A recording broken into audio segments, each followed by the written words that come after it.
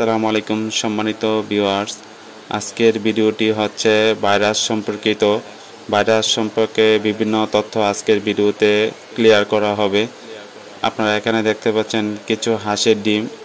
এই হাঁসের ডিমগুলা নিয়ে এখানে খাঁচায় যে কালো মুরগিটা সেটা কোচে বসেছিল।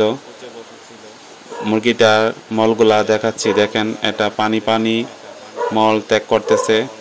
এখন এরকম অবস্থা দেখে আপনি এটাকে কি ধারণা করবেন? এটি কি ভাইরাস দ্বারা আক্রান্ত, নাকি ব্যাকটেরিয়া দ্বারা আক্রান্ত, নাকি অন্য কোনো রোগে আক্রান্ত? প্রথমে আমি ধারণা করছিলাম যে হয়তো এটির কলেরা রোগ হয়েছে, তাই আমি এটিকে অন্য মুরগি থেকে আলাদা করে রাখছি। মুরগিটা ডিমের মধ্যে তাওয়া দিতেছিল না, শুধুমাত্র দাঁড়িয়ে দাঁড়িয়ে ঝিমাচ্ছিল। মুরগিটার আজকে ড্রপিংগুলো দেখেন মোটামুটি ভালো, কিন্তু এটা যত সময় যাবে এটা ততই দুর্বল হয়ে যাবে।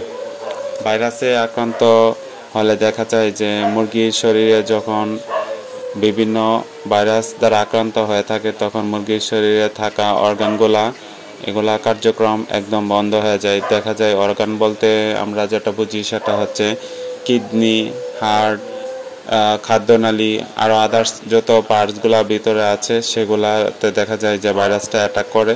ভাইরাস যখন ওইগুলাতে অ্যাটাক করে তখন মুরগি খাবার দাবার একদম বন্ধ করে দেয় এবং এক জায়গায় দাঁড়িয়ে ঝিমায়। মুরগি যখন ভাইরাস দ্বারা আক্রান্ত হবে তখন আপনার অন্য সুস্থ মুরগিগুলা থেকে অসুস্থ মুরগিটাকে আলাদা করে নেবেন, তাহলে আপনার জন্য ভালো।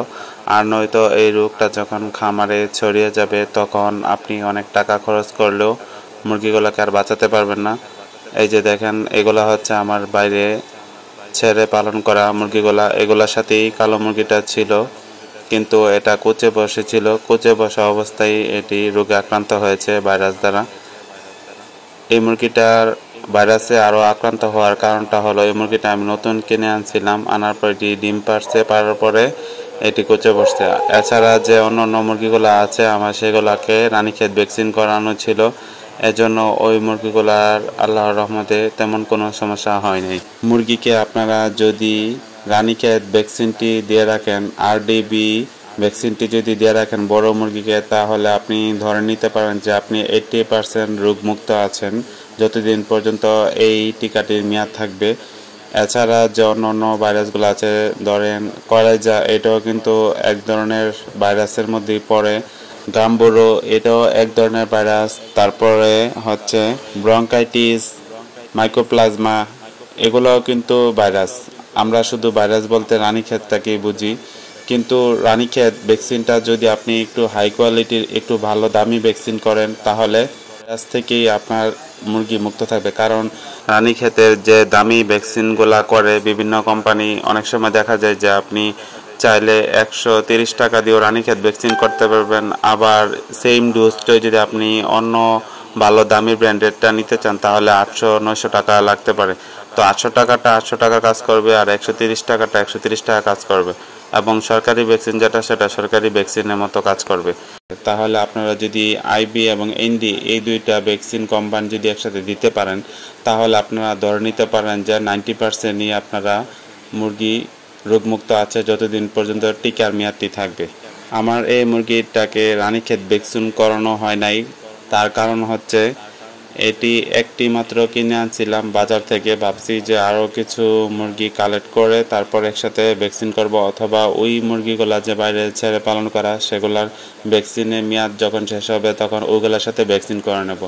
আমার এই অবহেলাটার কারণে এখন দেখা গেছে যে এই মুরগিটাকে আমি ট্রিটমেন্ট করেছি ঠিকই, কিন্তু মারা গেছে। রানীক্ষেতের কি হলে আপনারা কি ট্রিটমেন্ট করবেন সেই সম্পর্কিত ভিডিও আমার চ্যানেলে আছে, এবং সেই ট্রিটমেন্ট দিয়ে আমি আমার অন্য মুরগিগুলোকে দেখা গেছে কি সুস্থ করেছি, কিন্তু এইটাকে সুস্থ করতে পারিনি। কারণ সব মুরগি যে ট্রিটমেন্ট করলেই সুস্থ হবে এমন কোনো বিষয় না, কারণ এই মুরগিগুলোর মধ্যে রোগ প্রতিরোধ ক্ষমতা থাকতে হবে। যদি এটি আমার ঘরের বাচ্চা হতো, আমি ছোটোবেলা থেকে বড় করতাম, তাহলে সেই ক্ষেত্রে দেখা গেছে কি একটা চান্সেস থাকতো যে এই মুরগিটাকে আমি সুস্থ করার। কারণ আমি আমার মুরগিগুলোকে এরকমভাবেই ছোটোবেলা থেকে তৈরি করি যেন এগুলার রোগ প্রতিরোধ ক্ষমতা ভালো থাকে। সম্মানিত ভিউয়ার্স, আজকের এই ভিডিওটি আমি এখানেই সমাপ্ত করলাম। যদি আপনাদের রানীক্ষেত অথবা অন্যান্য ভাইরাস সম্পর্কিত কোনো প্রশ্ন থাকে তাহলে আপনারা কমেন্ট করুন, আমি রিপ্লাই দিব। over.